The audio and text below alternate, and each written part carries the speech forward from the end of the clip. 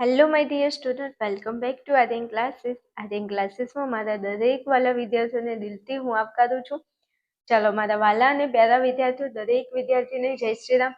તમે જે વસ્તુની રાહ જોઈને બેઠા હતા, મને ખબર છે બધા જ વિદ્યાર્થીઓ ફોન મેસેજ કરે છે, કોમેન્ટ કરે છે કે બેન હવે મનોવિજ્ઞાનનું તો ઘણું આઈએમપી આપી દીધું છે, પણ અમુક વિદ્યાર્થીઓ એવા છે જેમને મનોવિજ્ઞાન વિષય નથી અને એમને સીધું પેપર સમાજશાસ્ત્રનું છે. તો મારા વાલાઓ, તમારા માટે સ્પેશિયલ તૈયારી કરી છે સમાજશાસ્ત્ર વિષયની, અને સમાજશાસ્ત્ર વિષયના મોસ્ટ આઈએમપી ક્વેશ્ચન અને જેને કહી શકાય વાયરલ આઈએમપી ક્વેશ્ચન આ વિડીયોની અંદર આપણે જોવાના છીએ.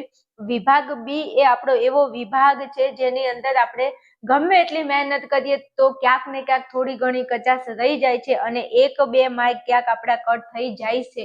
એટલે 1-2 માર્ક્સ આપણા કટ ન થાય એવો પ્રયત્ન આ વિડીયોની અંદર હું કરવાની છું. જે વિદ્યાર્થીઓ આજ સુધી રાહ જોઈને બેઠા હતા એમના માટે મોસ્ટ ઇમ્પોર્ટન્ટ વિડીયો છે. વિડીયોને બિલકુલ સ્કીપ કરવાની જરૂર નથી. જો સ્કીપ કરશો એ જ પ્રશ્ન પૂછાઈ જશે તો પરીક્ષામાં તમારો 1 માર્ક્સ જતો રહેશે. દરેક વિદ્યાર્થી ખાસ કોમેન્ટની અંદર જય શ્રી રામ લખી દેજો અને મારી મહેનત તમને ગમે તો જતા લાઈક, શેર ને સબસ્ક્રાઇબ તો કરી જ લેજો. ચેનલમાં જોઈન રહેજો. સમાજશાસ્ત્રને લગતી સંપૂર્ણ તૈયારી તમને મારી ચેનલમાંથી હું કરાવી દઈશ. તમારે કોઈ જગ્યાએ ટાઈમ વેસ્ટ કરવાની જરૂર નથી અથવા તો કોઈ જગ્યાએ ટેન્શન ચિંતામાં રહેવાની જરૂર નથી. હું ખુદ સમાજશાસ્ત્ર ભણાવું છું અને મારા અનુભવના આધારે તમને આઈએમપી આપું છું. તમે 100% 1000% મારી ઉપર વિશ્વાસ કરી શકો છો. ગુજરાતની નંબર 1 ચેનલ એટલે આપણી આર્યન ક્લાસીસ ચેનલ. શંકાને કોઈ સ્થાન નથી. ચાલો ફટાફટ હું શરૂઆત કરું છું આપણા આઈએમપી પ્રશ્નોની. ચલો, સમાજશાસ્ત્ર વિષયના મોસ્ટ આઈએમપી વિભાગ બીના આઈએમપી ક્વેશ્ચન જોવાના છે.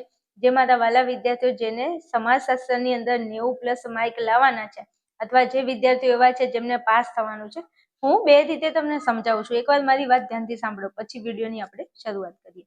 જે વિદ્યાર્થીઓ છે જેને 90 અથવા 95+ જવાનું છે એમના માટે તો આ વિડીયો મોસ્ટ ઇમ્પોર્ટન્ટ છે જ, પણ જેને પાસ થવાનું છે એમને કહું છું ભાઈ હું તમને અહીંયા જે આઈએમપી આપું છું તો તમારાથી બધા નથી થતા તો કઈ વાંધો નહીં, પણ હું એવું કહું છું કે આ 2026માં હશે.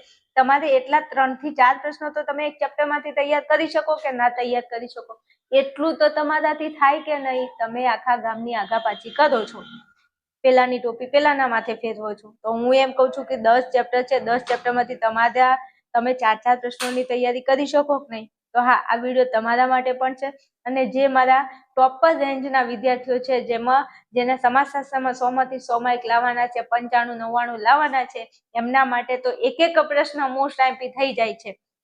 જો તમે A, C, D અને E આ વિભાગમાં પૂરેપૂરા માર્ક લાવી શકો છો, પણ એક આ જે વિભાગ છે બી એ તમારા માર્ક્સ કટ કરી નાખે એવો વિભાગ છે. 100માંથી 90-95 લાવવા હોય તો આ વિભાગ ઉપર ખૂબ જ તમારે ફોકસ કરવું પડશે. ચાલો, મારી જોડે ભણેલા વિદ્યાર્થીઓ ભાઈ 100માંથી 100 માર્ક લાવે છે સમાજશાસ્ત્રમાં અને આવે બી ખરા. ચાલો શરૂઆત કરું છું ચેપ્ટર 1ની. ચેપ્ટર 1માંથી કયા પ્રશ્નો મોસ્ટ આઈએમપી છે જે આપણે જોવાના છે. પ્રશ્ન નંબર 1 છે, હવે ઈસવીસન 2011ની વસ્તી ગણતરી મુજબ ભારતમાં સૌથી વધુ વસ્તી કયા રાજ્યમાં છે? 2025માં આ પ્રશ્ન પૂછાઈ ગયો અને એવું કહું તો ચાલે કે આ પ્રશ્ન વિભાગ બી માં ક્યાંય નથી, પણ આ એમસીક્યુમાં છે. એમસીક્યુ વિભાગ એના જે એમસીક્યુ આપેલા છે ને એમાંથી આ પ્રશ્ન વિભાગ બી માં પૂછેલો છે. તો એવું જરૂરી નથી ભાઈ કે પ્રશ્નો વિભાગ બી ના છે એ જ બી માં પૂછાય. એમસીક્યુ માંથી પણ પ્રશ્નો તમને વિભાગ બી માં જોવા મળે છે.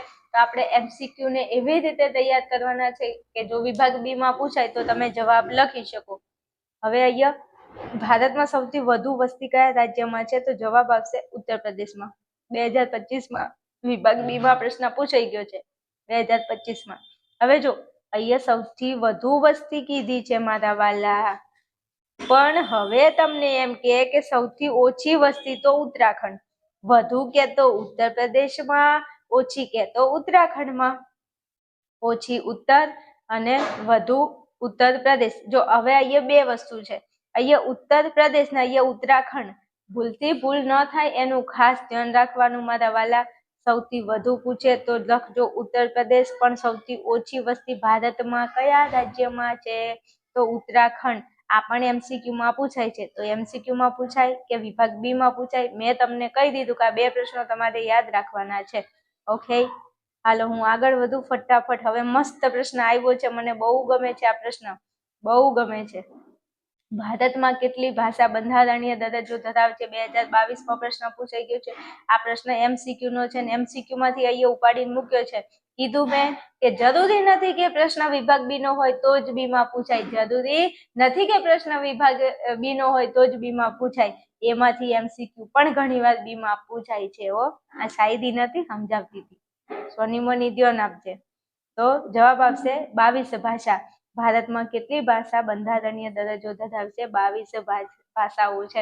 ગુજરાતી છે, હિન્દી છે, પછી સંસ્કૃત, તમિલ, તેલુગુ, કન્નડ, મલયાલમ, મણિપુરી, કોંકણી, મેથલી, સંથાલી, બોડો, સિંધી, આ બધી ભાષાઓ 22 ભાષાઓમાં આવે છે. ઓકે, ઇંગ્લિશ લખીને નો આવતા હો, ઇંગ્લિશ માન્ય ભાષામાં નથી એ પણ કહી દઉં.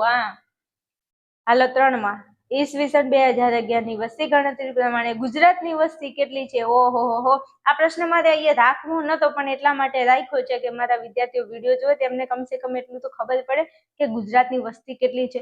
કારણ કે એક્સ વાળા જે વિદ્યાર્થીઓ છે એ તો ભણ્યા જ નહીં હોય, એમને તો કઈ ખબર જ નહીં હોય. તો જણાવી દઉં કે 2011 ને હાલ 2026 છે. તો જો ઘણો બધો ફરક છે. કેટલા વર્ષની ગેપ છે જોઈ લો તમે. તો 15 વર્ષની ગેપ છે. તો હવે વસ્તી કેટલી વધી ગઈ હશે?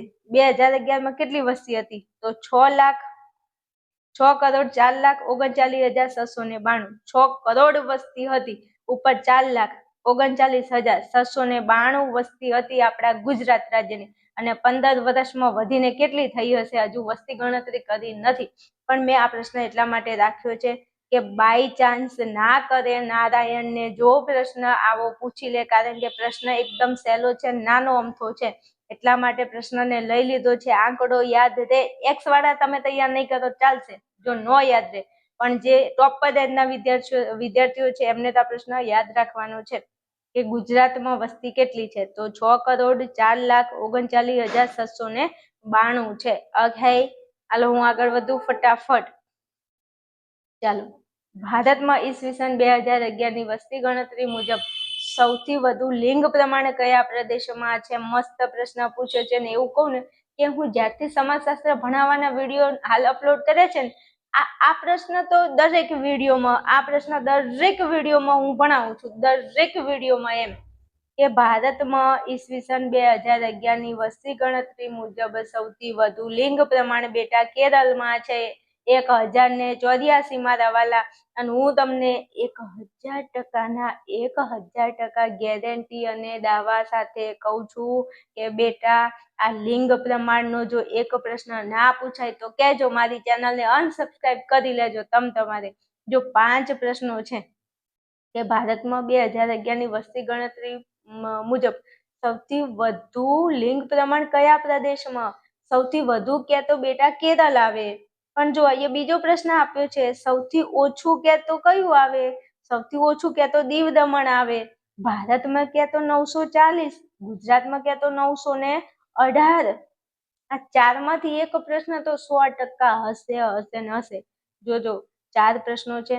સૌથી વધુ કે તો જવાબ આવશે કેરળમાં લિંગ પ્રમાણ સૌથી વધુ ક્યાં છે? કેરળમાં 1084. પણ સૌથી ઓછું કે તો કઈ જગ્યાએ આવશે? દીવ દમણમાં. કઈ જગ્યાએ? દીવ દમણમાં 618. આ 2 પ્રશ્નો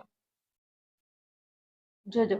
સૌથી વધુ કે તો કેરળમાં આવશે અને સૌથી ઓછું કે તો દીવ દમણ 618, કેરળમાં 1084. ખબર પડી? આ 2 પ્રશ્નો તૈયાર કરી લેજો. મારા ગળાના હમસે જો આ પ્રશ્નો તમે તૈયાર ના કરો તો તૈયાર કરી લેજો. હાલો પછી પ્રશ્ન નંબર 6. ગુજરાતમાં 2011 ની વસ્તી ગણતરી મુજબ અનુસૂચિત જનજાતિનું પ્રમાણ સૌથી વધુ કયા જિલ્લામાં છે? ડાંગ જિલ્લામાં. અનુસૂચિત જનજાતિ, આદિવાસી અને આદિમ જાતિઓનું પ્રમાણ આપણા ગુજરાતમાં કયો એવો જિલ્લો છે જેમાં સૌથી વધુ આદિવાસીઓની સંખ્યા છે? આદિવાસીઓને અનુસૂચિત જનજાતિ પણ કહેવાય અને એમને આદિમ જાતિ પણ કહેવામાં આવે છે. તો તમને અનુસૂચિત જનજાતિ કે અથવા આદિવાસી કે અથવા તો આદિમ જાતિઓ કે તો આ બધાનો જવાબ આવે ડાંગ. આપણા ગુજરાતનો એક ડાંગ જિલ્લો છે, ત્યાં સૌથી વધુ આદિમ જાતિઓ, અનુસૂચિત જનજાતિ, આદિવાસીઓની સંખ્યા સૌથી વધારે છે. યાદ રહી જાય એવો પ્રશ્ન છે. અને કેટલા ટકા છે? 94.65% વસ્તી છે એમની. યાદ રાખજો, ડાંગમાં સૌથી વધુ આદિવાસીઓની વસ્તી રહે છે. ચાલો પછી પ્રશ્ન નંબર 7 છે. ભારતમાં કયા ધર્મ પાળનાર લોકો વસવાટ કરે છે તે જણાવો. મોસ્ટ આઈએમપી ક્વેશ્ચન છે. માર્ચ 18માં પૂછાઈ ગયો છે. તો ભારતમાં ભાઈ કયો ધર્મ પાળતા લોકો વસવાટ કરે છે? તો ભારતની અંદર જો હિન્દુ ધર્મ વાળા છે, ઇસ્લામ ધર્મ વાળા લોકો રહેશે, પછી ખ્રિસ્તી ધર્મ છે, શીખ છે, બૌદ્ધ છે, જૈન છે અને કોઈ પણ ધર્મમાં નહીં માનનાર આ બધા લોકો ભારતમાં વસવાટ કરે. હિન્દુ ધર્મના લોકો સૌથી વધુ છે. પછી બીજા નંબરે ઇસ્લામ છે, ખ્રિસ્તી, શીખ, બૌદ્ધ અને જૈન આ બધા ધર્મના લોકો વસવાટ કરે છે. હવે આવો જવાબ તો કોમન કહેવાય, આવડે આપણને. આ તો તૈયાર કરી લેજો, કેવું ન પડે. ચલો ચેપ્ટર નંબર 2 માં આગળ વધીએ છીએ. ચલો, સંસ્કૃતિ એટલે શું? માર્ચ 20 અને 22માં પૂછાઈ ગયેલો છે અને પ્રશ્ન સારો છે, યાદ રહી જાય એવો છે. સંસ્કૃતિ એટલે કોઈ એક પ્રજાની લાક્ષણિક જીવન રીતિ. આટલી વ્યાખ્યા છે સંસ્કૃતિની, કે સંસ્કૃતિ એટલે કોઈ એક પ્રજાની લાક્ષણિક જીવન રીતિ, તેને આપણે કહીશું સંસ્કૃતિ. ભારતીય સંસ્કૃતિ એટલે આપણા ભારતની સંસ્કૃતિ કેવી છે? માનવતા, સહિષ્ણુતા, વિશાળતા, એકતા, બિન સાંપ્રદાયિકતા અને સાતત્યતાના લક્ષણ ધરાવતી સંસ્કૃતિ છે. જો તાતા ધીન ધીન તા, માનવતા, સહિષ્ણુતા, વિશાળતા, એકતા. એકતા એટલે છોકરીનું નામ નથી, મારી મોમાન છોડી છે એકતા, સોની મોની ભણવાનું કર. મોમાન છોડી નહીં આવે આપણી પરીક્ષા દેવા માટે. પછી બિન સાંપ્રદાયિકતા અને સાતત્યતાના લક્ષણ ધરાવતી સંસ્કૃતિ છે. આટલું લખો તો પણ ચાલે કે સંસ્કૃતિ એટલે કોઈ એક પ્રજાની લાક્ષણિક જીવન રીતિ, એટલું લખો. પણ આ તાતા સારું છે, લખજો. પ્રશ્ન મોસ્ટ આઈએમપી છે, 26માં પૂછાઈ શકે 100%. 22 ને 20માં પૂછાઈ ગયું છે, તો 26માં ન પૂછાય, તૈયાર કરી લેજો. પછી મને કહેતા નહીં હો કે કીધું નહોતું. હાલો, આ પ્રશ્ન 26માં પૂછાવાનો છે, 100% તૈયાર કરી લેજો. લોક સંસ્કૃતિના અંગો કયા કયા છે? 3 છે ખાલી.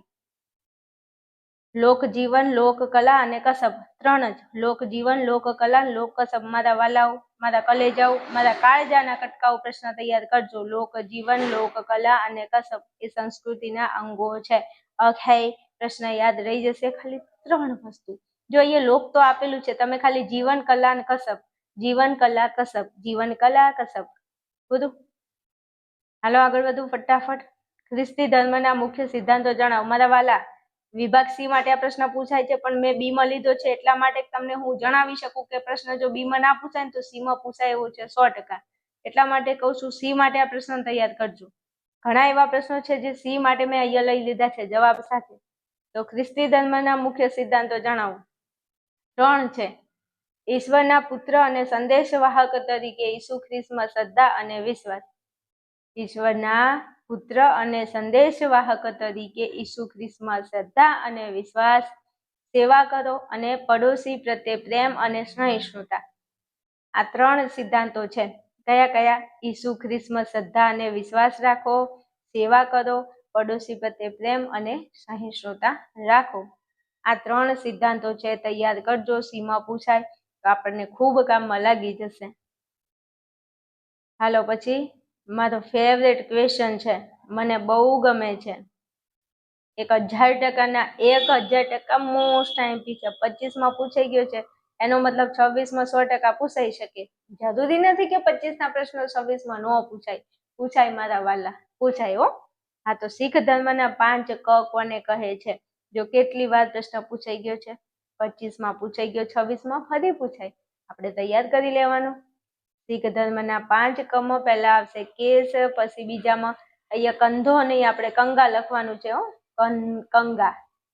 કારણ કે આપણી ટેક્સ્ટ બુકમાં કંગા આપેલું છે અને ગાઈડમાં કંધો આપેલું છે. આપણે ટેક્સ્ટ બુક પ્રમાણે કંગા લખવાનું. કેશ, કંગા, કડુ, કચ્છ અને કિરપાણ. હેલો મારા વાલાઓ, મારા કલેજાઓ, તમને ખબર પડે છે? કેશ, કંધો નહીં, કંગા લખવાનું છે. કંગા, કડુ, પછી કચ્છ અને કિરપાણ.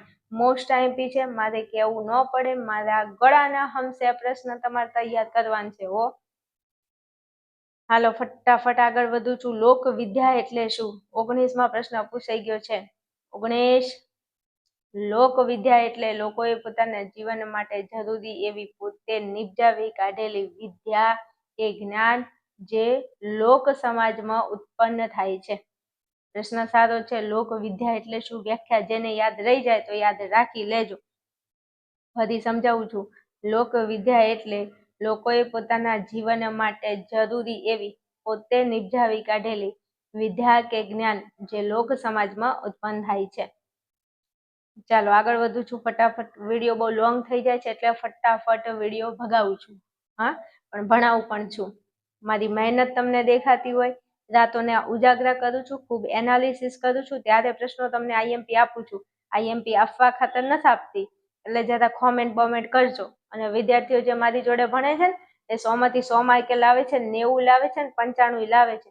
તમારે કેટલા લાવવાની તમારા હાથમાં છે. બાકી ભણાવવા માટે હું તો તૈયાર જ છું અને હાલ પણ હું ભણાવું જ છું હો.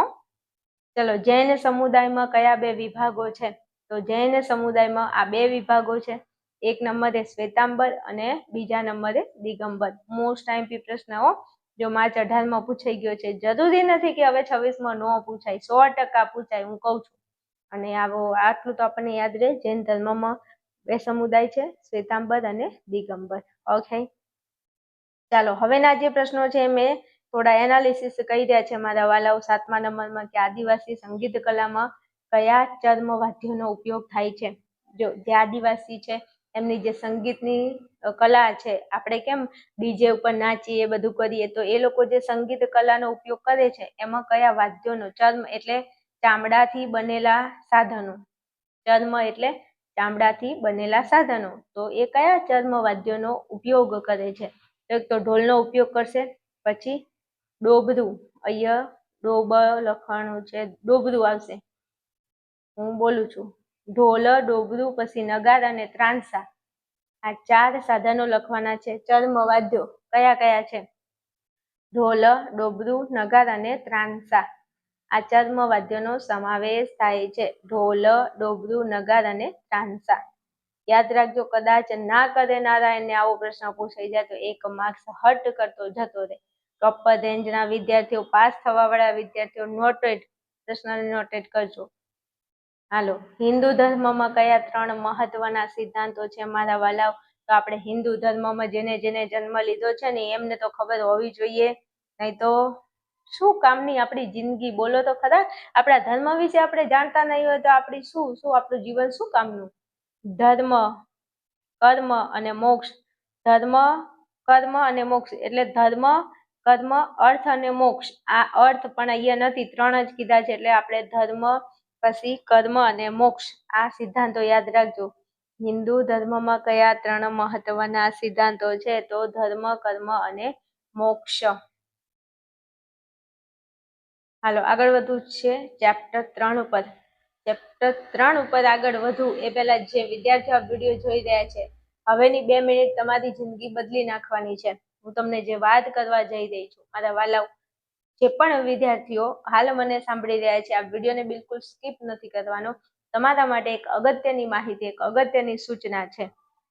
ચાલો મારા વાલા વિદ્યાર્થીઓ, જે વિદ્યાર્થીઓને 5 તારીખે મનોવિજ્ઞાનનું પેપર દેવાનું છે અને જે વિદ્યાર્થીઓને સમાજશાસ્ત્રનું પેપર અને ભૂગોળ, આ 3 વિષયનું પેપર દેવાનું હોય, કોઈને એક વિષય હોય યા કોઈને 3 વિષય હોય, તો એવા દરેક મારા ગુજરાતના વાલા વિદ્યાર્થીઓને એક વાત જણાવી દઉં કે ગુજરાતના હજારો વિદ્યાર્થીઓ તૈયારી કરીને બેસી ગયા છે.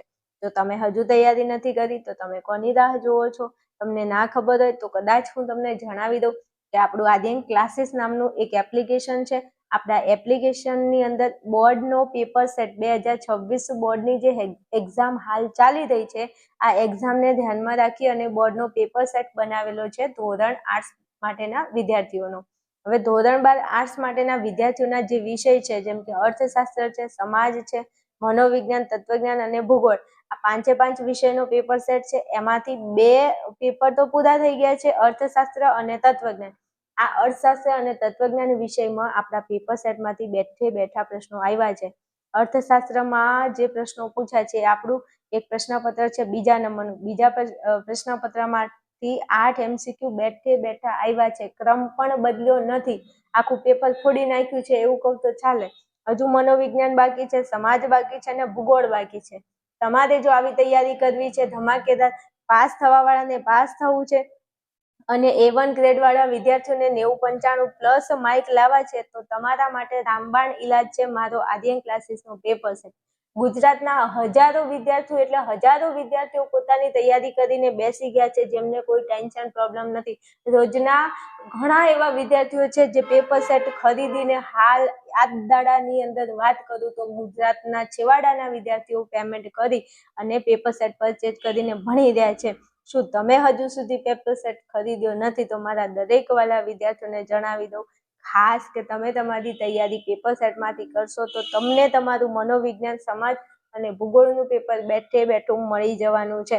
એના માટે વધારે કાંઈ નહીં, એપ્લિકેશન ડાઉનલોડ કરો અને આ નંબર ઉપર ફોન મેસેજ કરી અને વધારે માહિતી મેળવી શકો છો કે તમારે કેવી રીતે પેમેન્ટ શું કરવાનું બધું તમને સમજાવી દેવામાં આવશે.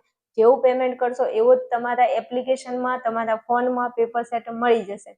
એટલી તૈયારી કરી લો. હજુ તમારી જોડે 4 દિવસનો ટાઈમ છે. 4 દિવસની અંદર તમે શું નથી કરી શકતા એમ. ઓકે, બીજું જણાવી દઉં, A, B અને C વિભાગ ABC નું સોલ્યુશન સાથે મેં પેપર સેટ લોન્ચ કર્યો છે. વિડીયો સોલ્યુશન છે. તમારે ખાલી D અને E ની તૈયારી કરવાની છે મારા વાલો. એટલે દરેક વિદ્યાર્થી તમારે પેપર સેટ ખરીદવો છે તો આ નંબર ઉપર મને ફોન મેસેજ કરી શકો છો. હાલો આગળ વધુ ફટાફટ. ચલો ચેપ્ટર 3 ઉપર આપણે આગળ વધવું છે. ચેપ્ટર 3 ની અંદરથી કયા કયા પ્રશ્નો મોસ્ટ ઇમ્પોર્ટન્ટ છે જે તમારે તૈયાર કરવાના છે. ચાલો પ્રશ્ન નંબર આપણો 1 છે, જાદુના પ્રકાર જણાવો. જો વિદ્યાર્થીઓ આ પ્રશ્ન 2025માં અને 2022માં પૂછાઈ ગયો છે તો 100% હું તમને કહું છું કે 26માં પ્રશ્ન 1000% પૂછાવાનો ચાન્સ છે. જરૂરી નથી કે 25માં પ્રશ્ન પૂછાઈ ગયો તો 26માં ના પૂછાય. ઘણીવાર 25ના બેઠે બેઠા પ્રશ્નો 26માં હોય છે એટલે કહું છું આપણે પ્રશ્ન તૈયાર કરવાનો છે. ચાલો જાદુના 2 પ્રકાર છે. હવે જણાવી દઉં કે આ જાદુના પ્રકાર બીમાં પણ પૂછાય છે અને સીમાંય પૂછાય છે. જો બીમાં પૂછાય તો તમારે ખાલી 2 પ્રકાર લખવાના છે કે કાળો જાદુ અને સફેદ જાદુ. પણ જો સીમાં પૂછાય તો તમારે 4 મુદ્દા લખવાના છે. આ બંને જાદુ વિશે થોડા 2 લીટીઓ તમારે લખવાની છે. વિભાગ C ની વાત કરું તો બીમાં પૂછાય તો ખાલી તમારે આટલું જ લખવાનું છે કે જાદુના પ્રકાર કેટલા અને કયા કયા. તો જાદુના 2 પ્રકાર છે. એક નંબરે કાળો જાદુ અને બીજા નંબરે સફેદ જાદુ. કાળો જાદુ એટલે ખબર છે ને, તાંત્રિક વિધિ, જે કાવતરા કરાવવાની વિધિ હોય ને બધું આપણે તમે ખબર છે તમને. કાળો જાદુ એટલે કોઈને નુકસાન કરવા માટે જે જાદુ કરવામાં આવે છે. તમને ગુજરાતની અંદર ઘણા બધા સોંગ અવેલેબલ છે, ખબર હશે ને. ખાવામાં ખવડાવ્યું, કોકે પીવામાં પીવડાવ્યું, મારી જાનુને કોઈએ કાવતરું કરાયું. પછી કાવતરા કરાવે. તમારા ઘરમાં, ગામમાં ઘણી જગ્યાએ તમે આવું જોયું છે કે અમારા ઘરે કોકે કાવતરું કરાયું. પછી આપણે શું કરીએ તો કે હાલો ભુવાજીને બોલાવું, એટલે ભુવાજીને બોલાવીએ. એટલે એના માટે એક સોંગ થઈ જાય જોરદાર. ભુવા પણી કરવા ગ્યાતા ભુવા મારા, દોડ અલી ધૂણવા ગ્યાતા ભુવા મારા. એટલે હું માતા એવું કહું છું લ્યા, 100% પ્રશ્ન 2026માં પૂછાવાનો છે. તમે તૈયાર કરી લેજો. હા, પ્રશ્ન પૂછાય 100% તૈયાર કરજો. કાળો જાદુ, સફેદ જાદુ. હાલો સફેદ જાદુની વાત કરીએ તો આ સારો જાદુ છે, મતલબ રક્ષણાત્મક છે, રક્ષણ કરે છે.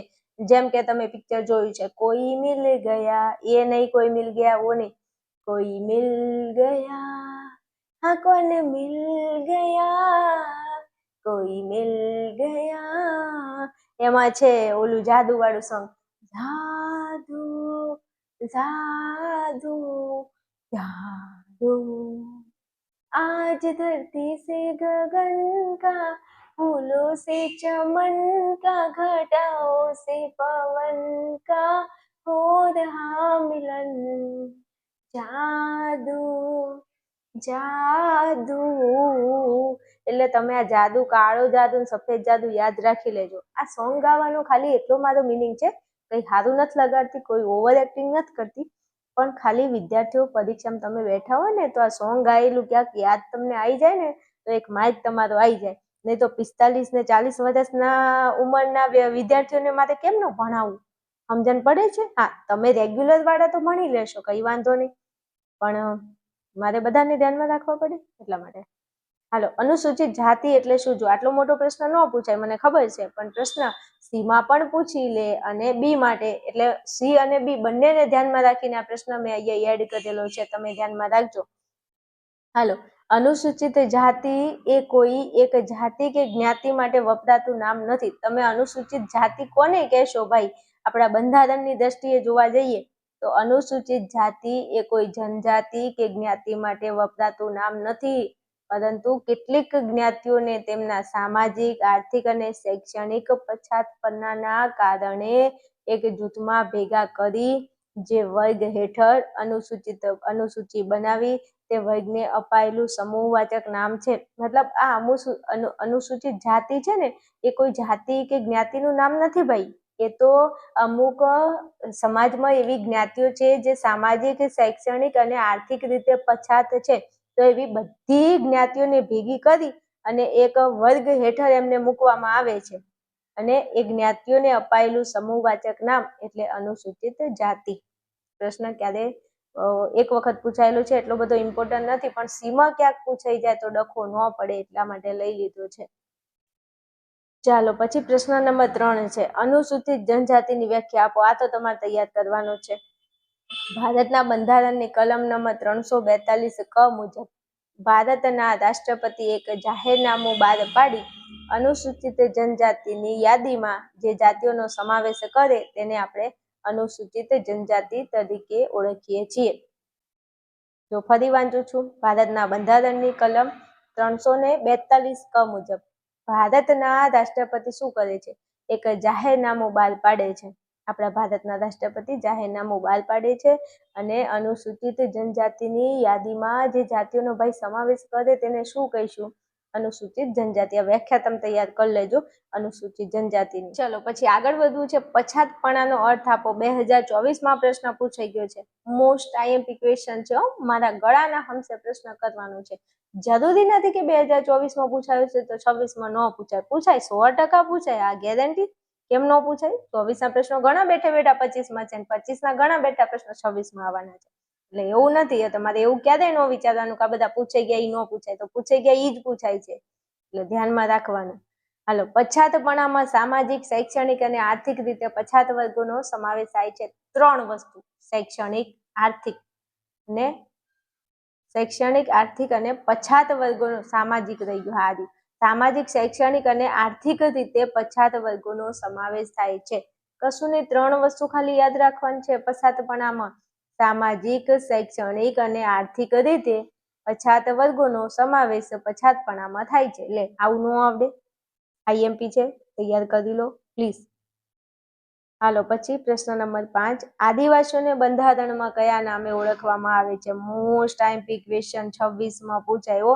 આ પાસ થવા વાળા છે ને એમને તમને આ નાના નાના પ્રશ્નો જે કહું ને તમે આ પ્રશ્નો ગોખી જ મારજો, કેવું ન પડે મારે. હા, આદિવાસીઓને બંધારણમાં કયા નામે ઓળખવામાં આવે છે? તો આદિવાસીઓને બંધારણમાં અનુસૂચિત જનજાતિ તરીકે. જનજાતિ યાદ રાખજો.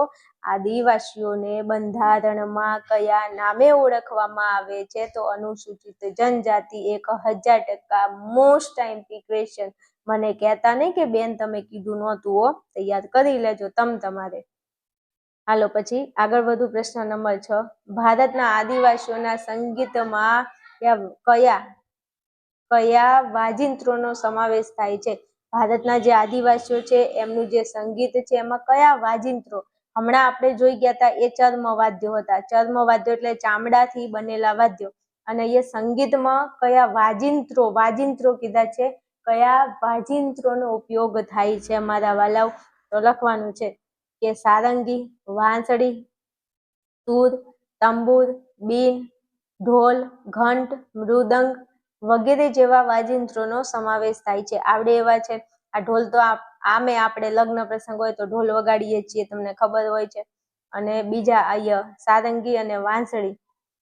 આપણે કૃષ્ણ ભગવાનને બહુ ફેવરેટ હતી ને, કૃષ્ણ ભગવાન વાંસળી વગાડતા હતા, ખબર છે ને? કાને તારી રે વાંસળી.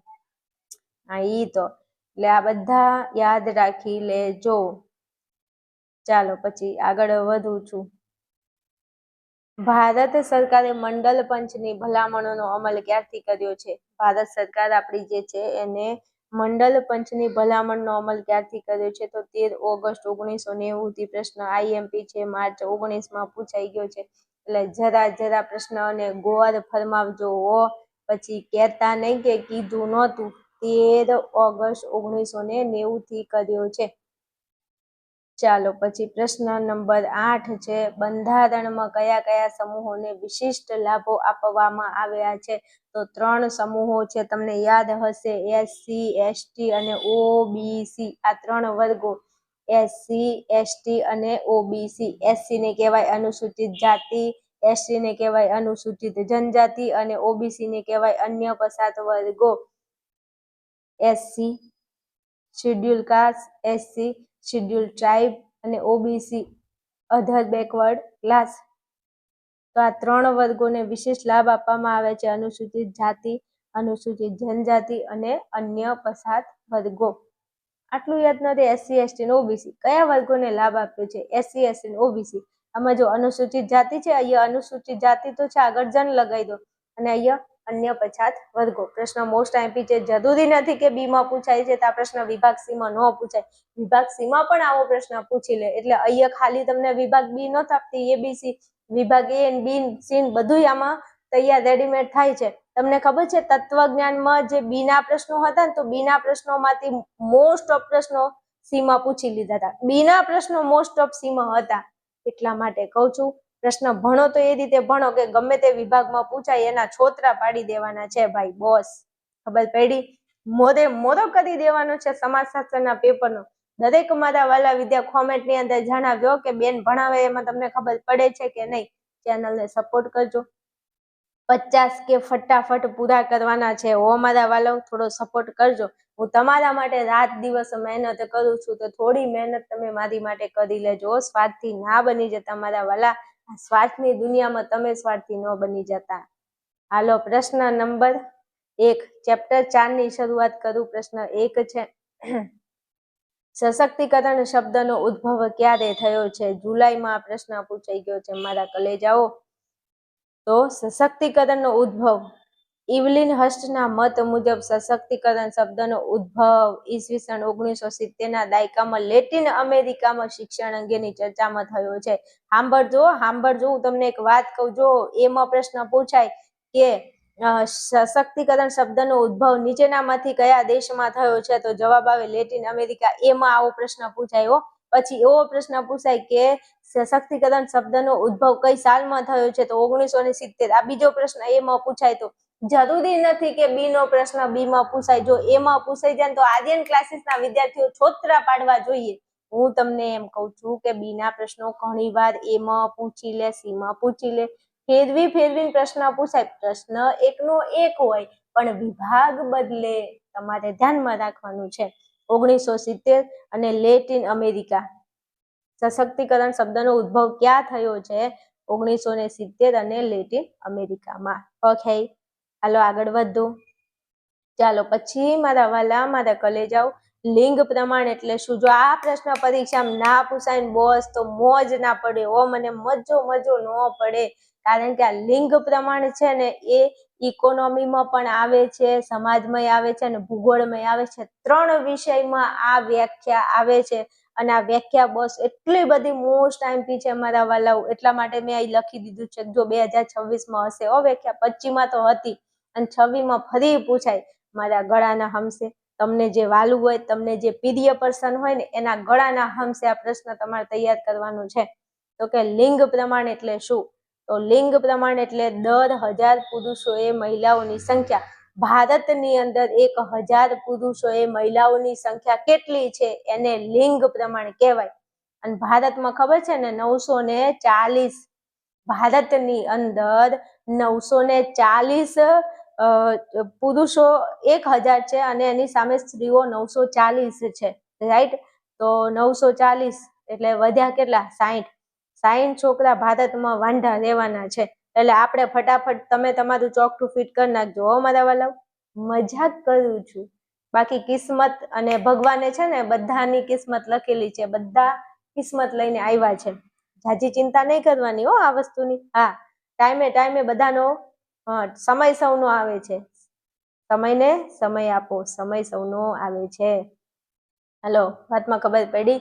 લિંગ પ્રમાણ એટલે 10,000 પુરુષોએ સ્ત્રીઓની સંખ્યા, મહિલાઓની સંખ્યાને લિંગ પ્રમાણ કહે છે. મેં અહીંયા લખ્યું છે 2026માં પ્રશ્ન હોવો જ જોઈએ.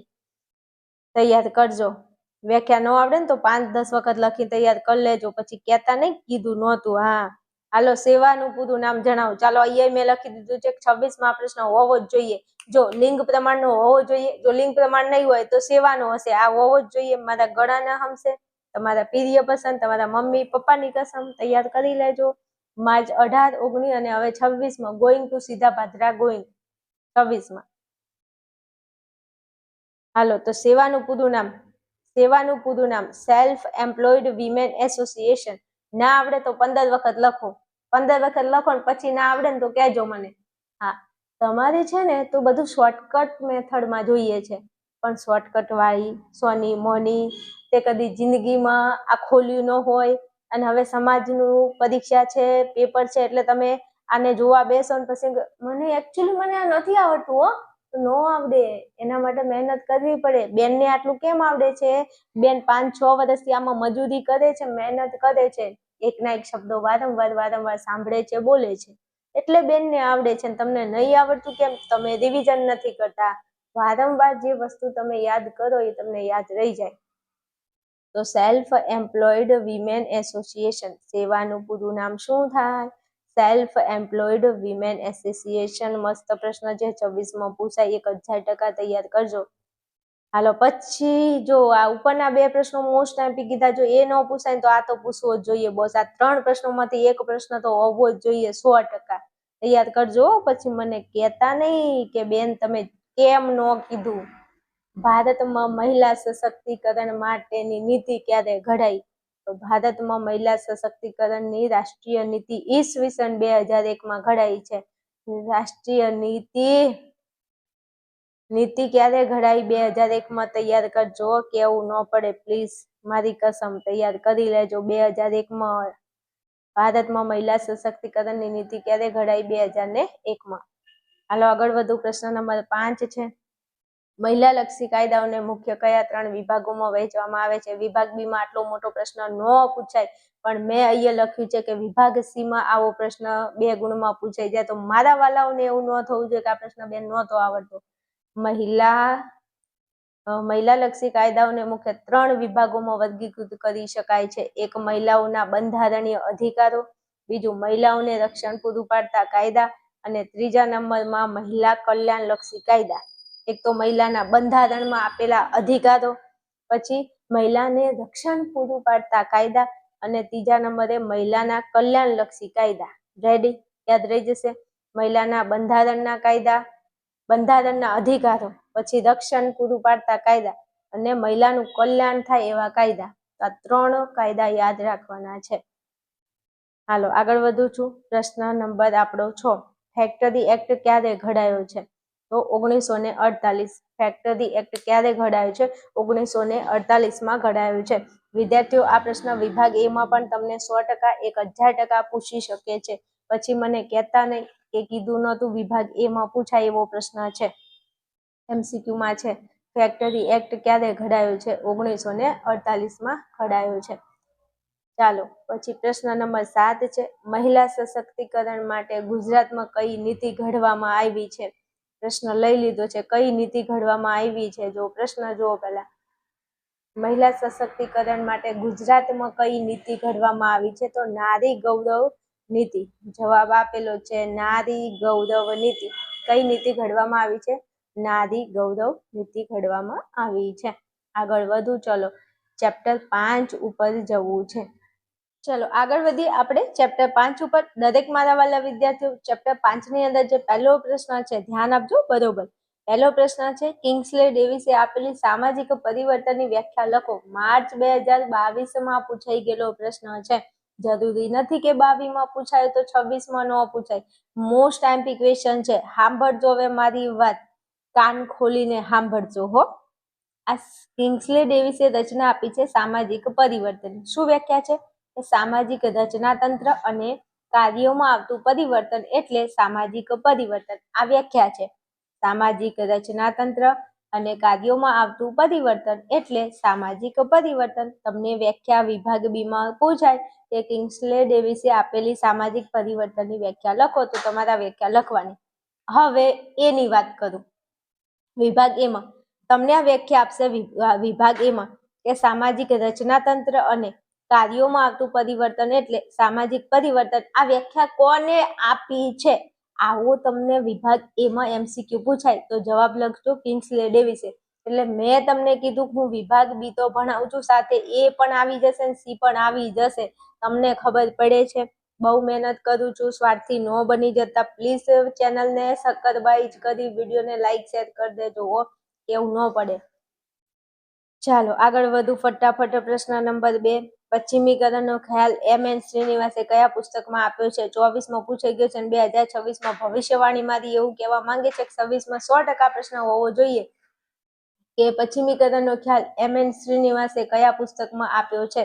તો પશ્ચિમીકરણનો ખ્યાલ શ્રીનિવાસે આધુનિક ભારતમાં સામાજિક પરિવર્તન નામનું એમનું પુસ્તક છે, એની અંદર એમને પશ્ચિમીકરણનો ખ્યાલ આપ્યો છે. યાદ રહી જશે. આધુનિક ભારતમાં સામાજિક પરિવર્તન, આ પુસ્તક જે છે એમાં એમને પશ્ચિમીકરણનો ખ્યાલ આપ્યો છે. આધુનિક ભારતમાં સામાજિક પરિવર્તન. આ પુસ્તકનું નામ યાદ રાખી લેજો. મોસ્ટ IMP છે, પછી કહેતા નહીં કે કીધું નહોતું. ઓકે, હાલો પ્રશ્ન નંબર આપણો 3 છે. સાંસ્કૃતિક પરિવર્તનના મુખ્ય સ્ત્રોત કયા છે? સાંસ્કૃતિક પરિવર્તનના સ્ત્રોત કયા છે? તો ધર્મ, સાહિત્ય, કલા વગેરે સાંસ્કૃતિક પરિવર્તનના મુખ્ય સ્ત્રોત છે. આ પ્રશ્ન એક વખત પૂછાયો નથી, પણ કહેવાય છે ને કે ઘણીવાર વિભાગ બીમાં એવા પ્રશ્નો પૂછી નાખે કે જે આપણને ખબર જ ન હોય. એટલા માટે તમારા ધ્યાનમાં આવે, એટલા માટે આવા પ્રશ્નો મૂક્યા છે. જરા ધ્યાનથી દેખો મગર ધ્યાન સે ન પ્યાર સે, એટલે ધ્યાનથી જોઈ લેવાનું. સાંસ્કૃતિક પરિવર્તનના મુખ્ય સ્ત્રોત ધર્મ, સાહિત્ય અને કલા. ચાલો આગળ વધુ. પ્રશ્ન નંબર 4. ભૌતિક સંસ્કૃતિમાં કઈ કઈ બાબતોનો સમાવેશ થાય છે? ભૌતિક સંસ્કૃતિમાં કઈ બાબતોનો સમાવેશ થાય છે? 2 વખત પ્રશ્ન પૂછાઈ ગયેલો છે અને ખાલી તમારે યાદ રાખવાનું છે આટલું જ. ફર્નિચર, યંત્ર, મકાનો આ ભૌતિક સંસ્કૃતિ કહેવાય. ભૌતિક સંસ્કૃતિ જેને તમે જોઈ શકો, અડી શકો, સ્પર્શી શકો, જેને તમે સ્પર્શી શકો એને ભૌતિક સંસ્કૃતિ આપણે કહીશું. તો ફર્નિચર, યંત્ર, મકાનો, આટલું 3 વસ્તુ યાદ ના રહે. ભૌતિક સંસ્કૃતિ, ફર્નિચર, યંત્રો અને મકાનો. ચાલો પછી પ્રશ્ન નંબર 5. અભૌતિક સંસ્કૃતિમાં કઈ કઈ બાબતોનો સમાવેશ થાય છે? જો કેટલી વાર પ્રશ્ન પૂછાઈ ગયો છે, મેં અહીંયા લખી દીધું છે 26માં પ્રશ્ન 1000%ના 1000% મોસ્ટ IMP પૂછાવો જોઈએ. તો તમારે યાદ રાખવાનું છે કે અભૌતિક સંસ્કૃતિમાં કઈ કઈ બાબતોનો સમાવેશ થાય છે. તો અભૌતિક સંસ્કૃતિમાં ચિત્રકલા, નૃત્યકલા, જ્ઞાન ને ભાષા. ખાલી 4 શબ્દો મારા વાલાઓ યાદ રાખવાના છે. આટલું તમને યાદ ન રહે, આટલું પાસ થવાનું છે ને, બસ તો થોડી દિલથી દાનતથી મહેનત કરી લો. ચિત્રકલા, નૃત્યકલા, જ્ઞાન અને ભાષા. ચિત્રકલા, નૃત્યકલા, જ્ઞાન અને ભાષા. ચાલો આગળ વધીએ. પ્રશ્ન નંબર આપણો 6 છે. સંસ્કૃતિકરણનો ખ્યાલ કોને આપ્યો છે? સંસ્કૃતિકરણનો ખ્યાલ કોને આપ્યો છે? Most IMP, most IMP. જો 25માં પૂછાઈ ગયું છે, જરૂરી નથી કે 25માં પૂછાય તો 26માં ન પૂછાય. 1000% પૂછાય ભાઈ, કેમ ન પૂછાય? યાદ કરવાનું છે.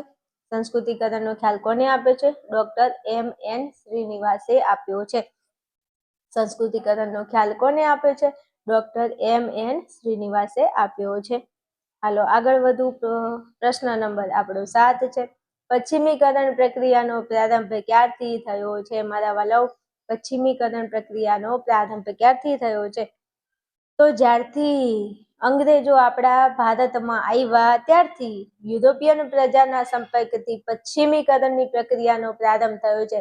200 અંગ્રેજો આવ્યા ને 200 વર્ષ રાજ કર્યું છે આપણા ભારત ઉપર ને આપણા ભારતની પ્રજાને એ લોકોએ જે હેરાન કર્યા છે, જે પરેશાન કર્યા છે, જેની કોઈ કલ્પના નથી, જેના દ્રશ્યો જોયા તો ન જોવાય પણ સાંભળીએ ને તોય આપણી રૂહ કાંપી ઉઠે એવી કરુણ પરિસ્થિતિ હતી જ્યારે આ અંગ્રેજો આપણા ભારતમાં આવ્યા હતા. ઇતિહાસ જેને ભણ્યો હોય ધોરણ 12 નો અને ખબર પડે ઇતિહાસ વાળા મારા વાલા વિદ્યાર્થીઓ હોય તો કોમેન્ટ કરજો બેન સાચી વાત છે. અંગ્રેજોએ બહુ ત્રાસ આપ્યો છે આપણા ભારતના લોકોને. તો પશ્ચિમીકરણની પ્રક્રિયાનો પ્રારંભ ભાઈ યુરોપિયન પ્રજાના સંપર્કથી થયો છે. પશ્ચિમીકરણ પ્રક્રિયાનો પ્રારંભ યુરોપિયન પ્રજાના સંપર્કથી. યુરોપિયન પ્રજા એટલે આ યુરોપ વાળા બધા દેશો છે ને અલગ અલગ એ બધા આવ્યા હતા. અહીંયા ખબર છે ને અંગ્રેજો આયા હતા, ડચો આયા હતા, વલંદાઓ આયા હતા, બધા પોર્ટુગીઝો ને ફિરંગીઓ બધા આવ્યા હતા.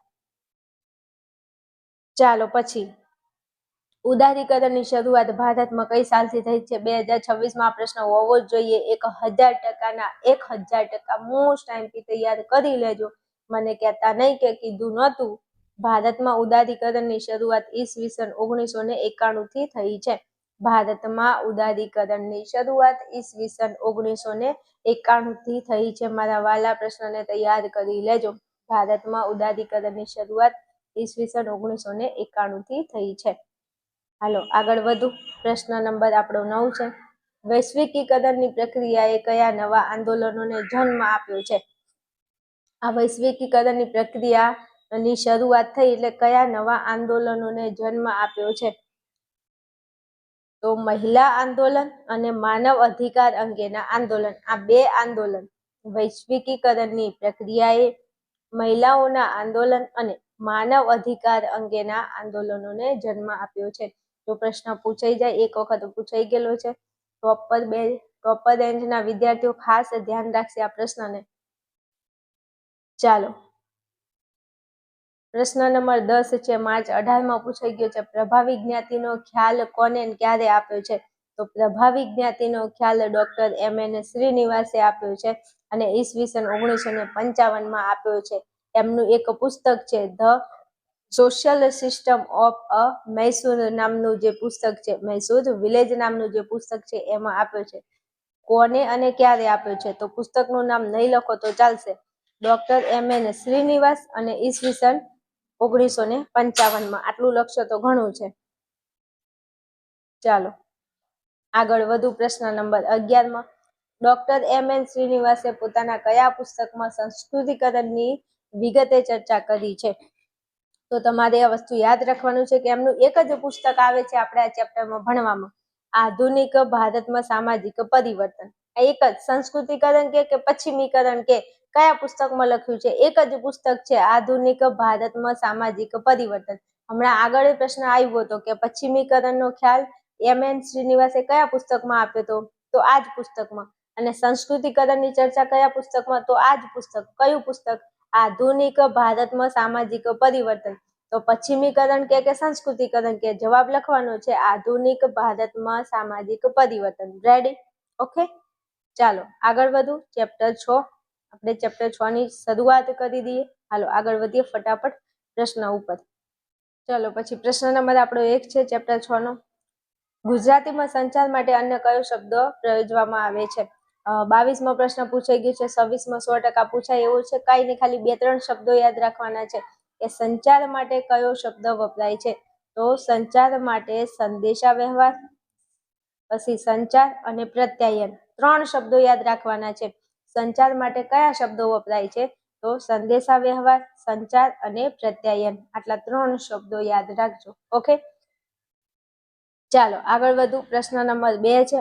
2026માં પ્રશ્ન 100% પૂછાય એવો છે. જો બીમાંય પૂછાય, સીમાંય પૂછાય એવો છે. હા, સીમાંય પૂછાય એવો પ્રશ્ન છે. મોસ્ટ ટાઈમથી તમને કહી દઉં કે વિશ્વમાં સૌપ્રથમ પ્રિન્ટિંગ પ્રેસનો પ્રારંભ કયો, કોને અને ક્યારે કર્યો છે? મારા વાલાઓ, તો વિશ્વમાં સૌપ્રથમ પ્રિન્ટિંગ પ્રેસનો પ્રારંભ જર્મનીમાં થયો છે. ગુટેનબર્ગે કર્યો છે અને ઈસવીસન 1440માં. 26 માટે પ્રશ્ન મોસ્ટ ટાઈમથી.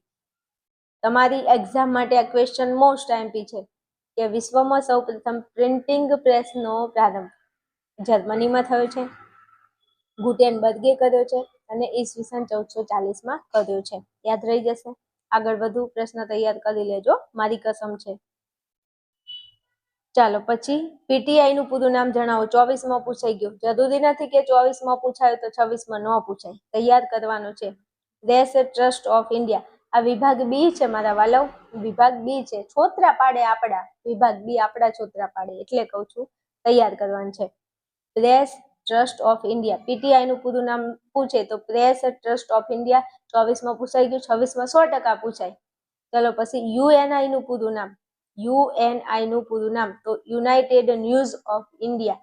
યુ એટલે યુનાઇટેડ, એન એટલે ન્યૂઝ, આઈ એટલે India. United news of India. પૂરા નામ વાળા પ્રશ્નો બહુ પૂછાય છે. ચાલો પછી પ્રશ્ન નંબર આપણો 5 છે. ભારતમાં ખાનગી રેડિયો પ્રસારણ સેવા ક્યારથી શરૂ કરવામાં આવી છે? ભારતમાં ખાનગી રેડિયો પ્રસારણ સેવા ક્યારથી શરૂ કરવામાં આવી છે? તો 1923 થી શરૂ કરવામાં આવી છે. અને કઈ જગ્યાએ? મુંબઈમાં. મસ્ત પ્રશ્ન છે. ભૂગોળમાં પૂછાય છે ને સમાજમાં પૂછાય છે. યાદ રાખવાનું છે કે ભારતમાં ખાનગી રેડિયો પ્રસારણ સેવા ક્યારથી શરૂ કરવામાં આવી? 1923માં ને મુંબઈમાં. અને જો એવો પ્રશ્ન પૂછે કે રેડિયોની સેવા ભારત દેશનો કેટલો ભાગ આવરે છે? તો 83% ભાગ. સાંભળજો, ભારતમાં રેડિયોની સેવા કેટલા ટકા ભાગ આવરે છે? તો જવાબ લખજો 83%. સાઈડમાં મેં તમને આ યાદ કરાવવા માટે લખેલું છે. ઓકે, આ રેડિયો વાળો પ્રશ્ન ઘણી વાર પૂછાય છે, તૈયાર કરજો. ચલો પછી મોસ્ટ આઈમ્પી ક્વેશ્ચન, ડબલ્યુ નું પૂરું નામ જણાવો મારા વાલા. ડબલ્યુ નું પૂરું નામ 20માં 25માં પૂછાઈ ગયું. જરૂરી નથી 25માં પૂછાય, 26માં ન પૂછાય, 100% પૂછાય, તૈયાર કરવાનો છે. મારો ફેવરેટ પ્રશ્ન છે આ. ડબલ્યુ નું પૂરું નામ ડબલ્યુ છે, ડબલ્યુ નથી હો. ખબર છે, સવારે દિવસ ઉગે ને એટલે આપણે ડબલ્યુ ભરીને પહેલા જાતા હતા. સારું છે નરેન્દ્રભાઈ મોદી આવ્યા છે ને ઘરે ઘરે ટોયલેટની સુવિધા થઈ ગઈ છે, એટલું સારું છે. તો ડબલ્યુ નું પૂરું નામ થશે વર્લ્ડ વાઇડ વેબ. શું થશે? World wide web. ઓકે, ચાલો પ્રશ્ન નંબર 7 છે. રેડિયોનો આવિષ્કાર કયો, કોને અને ક્યારે કર્યો છે? 26માં પૂછાવા લાયક પ્રશ્ન, મોસ્ટ આઈમ્પી. રેડિયોનો આવિષ્કાર કોને કર્યો છે? તો ઇટલી. ઇટલી નહીં લ્યા, ઇટલી છે. જો તો ખરા, દેખાતું નથી, ચશ્મા આવ્યા છે, ઝૂમ કરીને જોવાનું. કેટલી નથી, ઇટલી છે. ઇટલીના વૈજ્ઞાનિક છે માર્કોની. એમને 1921માં ઈસવીસન 1921માં રેડિયોની શોધ કરી છે. અને ભારતમાં એનું પ્રસારણ પૂછે તો 1923. ખબર પડી? આ બે પ્રશ્નોમાંથી કોઈ પણ એક પ્રશ્ન 100% પૂછાય. એમ કે રેડિયોનો આવિષ્કાર કોને ક્યારે કર્યો? તો માર્કોનીએ કર્યો છે 1921માં. બીજું જો આ MCQ માં પૂછી લેવો કે રેડિયોની શોધ કોને કરી છે? માર્કોનીએ. MCQ એમાંય પૂછાય. કઈ સાલમાં? 1921. એમાં પૂછાય, વિભાગ એમાં. જરૂરી નથી કે બી ના પ્રશ્નો એમાં ન પૂછાય. એ બી માં પૂછાય, બી એમાં પૂછાય. આવું થાય. ચાલો પછી પ્રશ્ન નંબર 8. ટેલિવિઝનની શોધ કયો, કોને ક્યારે કરી? તો ટેલિવિઝનની શોધ ઇંગ્લેન્ડમાં થઈ છે. જ્હોન એલ બેયર્ડે કરી છે અને 1926માં. 3 વસ્તુ. ટેલિવિઝન, ટીવી તમે જે ટીવી જોવો છો ને ઘરમાં, ઇંગ્લેન્ડ, જ્હોન એલ બેયર્ડ અને ઈસવીસન 1926માં કરી છે. 3 વસ્તુ યાદ રાખજો. પૂછાય એવો પ્રશ્ન છે, 100% શોધીને લાવ્યો છે, તૈયાર કરી લેજો.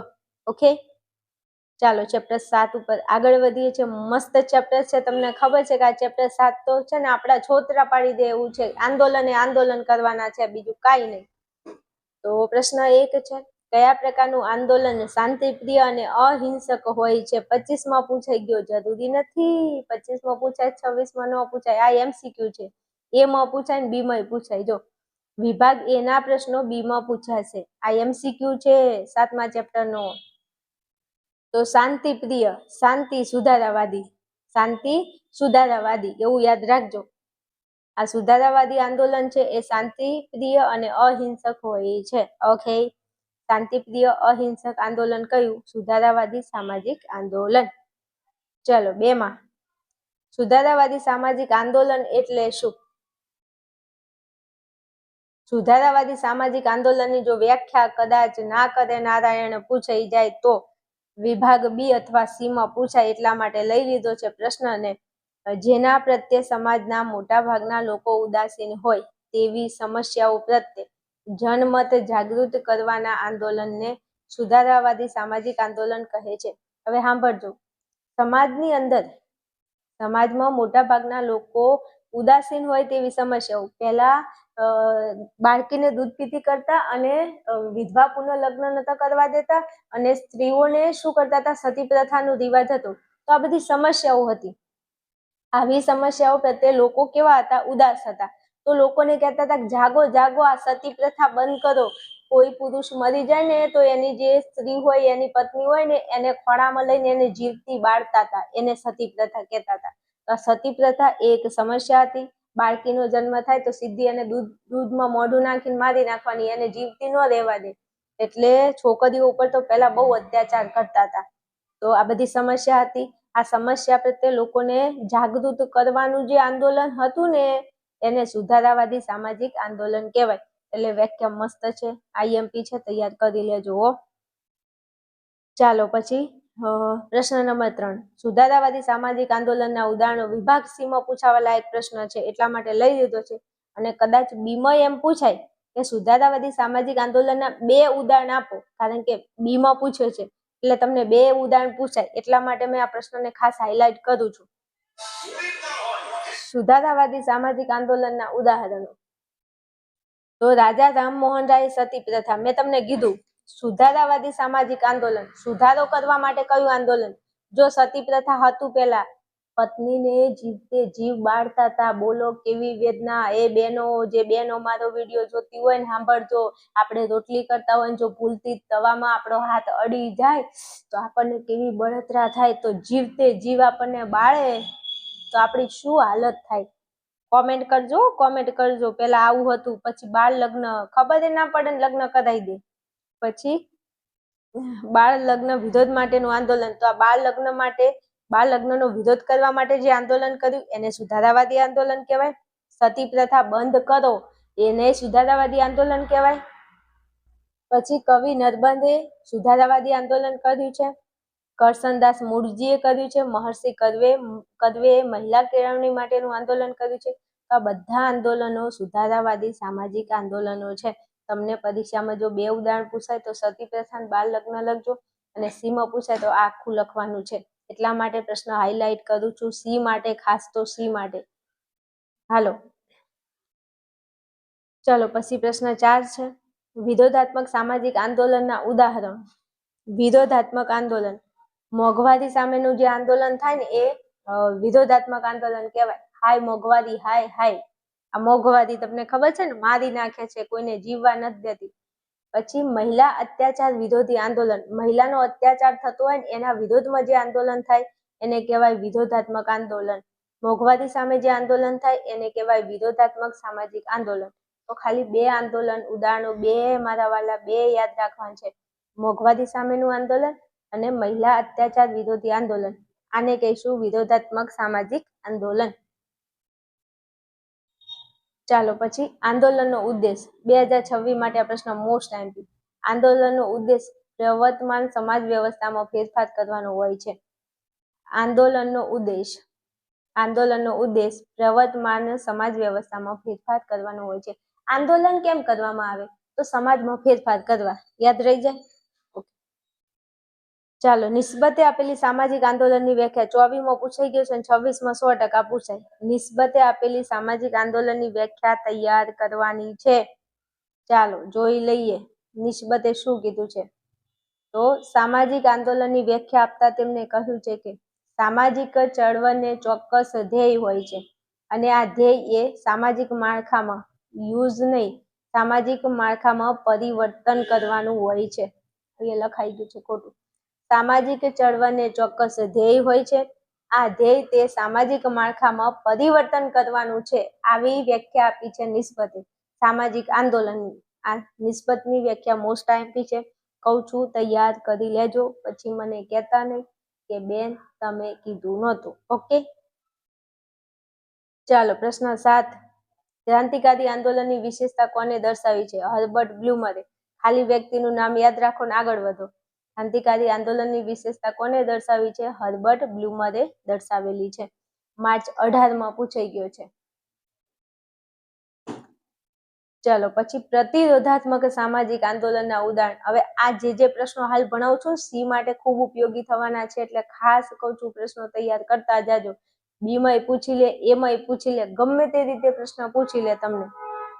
ચલો નર્મદા વિરોધી આંદોલન, ભાષા વિરોધી આંદોલન, આ 2 જ આંદોલન ખાલી. પ્રતિરોધાત્મક આંદોલન, નર્મદા વિરોધી જે આંદોલન થયું હતું એને પ્રતિરોધાત્મક સામાજિક આંદોલન કહેવાય. ભાષા વિરોધી જે આંદોલન થયું હતું એને આપણે પ્રતિરોધાત્મક આંદોલન કહીશું. ચલો પછી પ્રશ્ન નંબર 9, સમાજમાં કયા બે પ્રકારના સમૂહ જોવા મળે છે? આ મોસ્ટ આઈએમપી 2026 માટે મોસ્ટ આઈએમપી.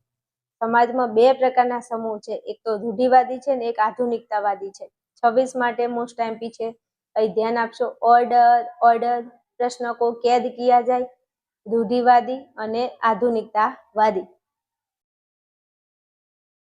ચાલો પછી પ્રશ્ન નંબર 9, ભારતમાં સ્વચ્છતા અભિયાનનો આરંભ કોને અને ક્યારે કર્યો છે?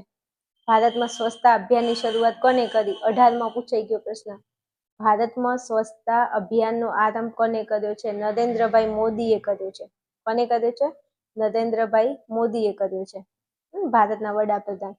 સ્વચ્છતા અભિયાનનો આરંભ 2 ઓક્ટોબર 2014ના રોજ આપણા ગાંધીજી હતા, રાષ્ટ્રપિતા ગાંધીજીની 145મી જન્મ જયંતિ નિમિત્તે ભારતના વડાપ્રધાન નરેન્દ્રભાઈ મોદીએ સ્વચ્છતા અભિયાનનો આરંભ કર્યો છે 2 ઓક્ટોબર 2014ના રોજ. સાલ યાદ રાખી લેજો, બાપુનો જન્મ છે 2 ઓક્ટોબર 2014ના રોજ. મહાત્મા ગાંધીની 145મી જન્મ જયંતિ નિમિત્તે વડાપ્રધાન નરેન્દ્ર મોદીએ સ્વચ્છતા અભિયાનનો આરંભ કર્યો છે. ઓકે, પ્રશ્ન પૂછાઈ ગયેલો છે એટલે લઈ લીધો છે, પણ ધ્યાનમાં રાખજો. ચાલો પછી પ્રશ્ન ચેપ્ટર આપણું 8 છે. પંચાયતી રાજની સ્વતંત્રતા પાયાથી શરૂ થવી જોઈએ, આ વિધાન કોનું છે? ભાઈ આ એમસીક્યુ નો પ્રશ્ન છે, પણ બીમાં પૂછે છે. કીધું ને એમસીક્યુ માંથી ઘણીવાર બીમાં પ્રશ્નો પૂછે છે, એટલા માટે ધ્યાન રાખવાનું છે. તો પંચાયતી રાજની સ્વતંત્રતા પાયાથી શરૂ થવી જોઈએ, આ વિધાન ગાંધીજીનું છે. કોનું છે? ગાંધી બાપુ. બાપુ બાપુ બાપુ બાપુ બાપુ યાદ રાખજો. ચલો, પંચાયતનો કાર્યકાળ કેટલા વર્ષનો છે? ભાઈ મારા ગ્રામ પંચાયત હોય, તાલુકા પંચાયત, જિલ્લા પંચાયત 2025માં પૂછાઈ ગયો, એનો કાર્યકાળ 5 વર્ષનો હોય છે. યાદ રાખજો, મોસ્ટ આઈએમપી ક્વેશ્ચન 26માં 100% પૂછાય કે પંચાયતનો કાર્યકાળ કેટલો? 5 વર્ષનો છે. ઓકે, ચાલો પછી પ્રશ્ન નંબર 2, તાલુકા પંચાયતના પ્રમુખ કોણ બને છે? માર્ચ 20માં પૂછાઈ ગયો છે, મોસ્ટ આઈએમપી છે, કેવું ન પડે હો. હા, પંચાયતના પ્રમુખ. હવે જો પંચાયતના સભ્યોની ચૂંટણી થાય, પછી એ સભ્યોમાંથી ચૂંટણી કરવામાં આવે અને જે સભ્ય બહુમતી લાવે ને એને તાલુકા પંચાયતના પ્રમુખ બનાવે છે. જો કીધું છે, તાલુકા પંચાયતના જે ચૂંટાયેલા સભ્યો હોય તો એમાંથી પ્રમુખની ચૂંટણી કરે. તાલુકા પંચાયતના જે સભ્યો હોય ચૂંટાયેલા એમાંથી પ્રમુખની ચૂંટણી કરે, અને એ પ્રમુખની ચૂંટણી કરે એમાં જે સભ્ય હોય એ વધારે મતથી ચૂંટાય. બહુમતી ધરાવતો જે સભ્ય હોય, બહુમતીથી ચૂંટાયેલ જે સભ્ય હોય એ તાલુકા પંચાયતના પ્રમુખ બને છે. આ પ્રશ્ન તૈયાર કરજો, ન આવડે લખીને તૈયાર કરજો.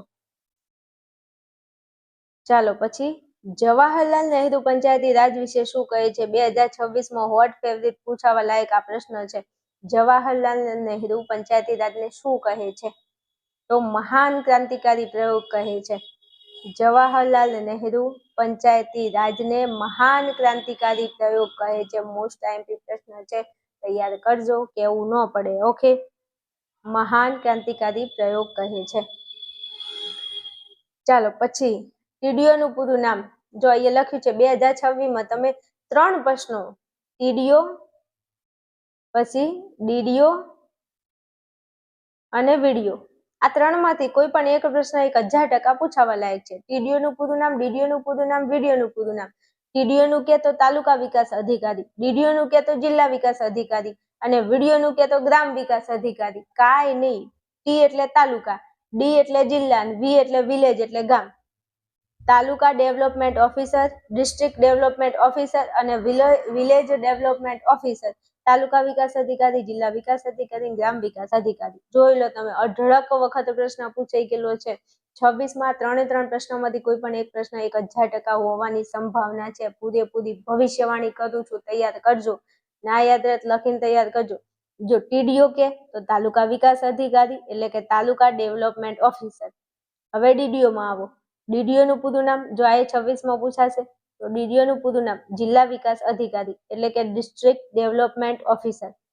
હવે વાત રહી વિડીયોની. વિડીયોનું પૂરું નામ 22માં પૂછાઈ ગયું, 26માં આવશે. ગ્રામ વિકાસ અધિકારી, જેને આપણે કહીશું વિલેજ ડેવલપમેન્ટ ઓફિસર.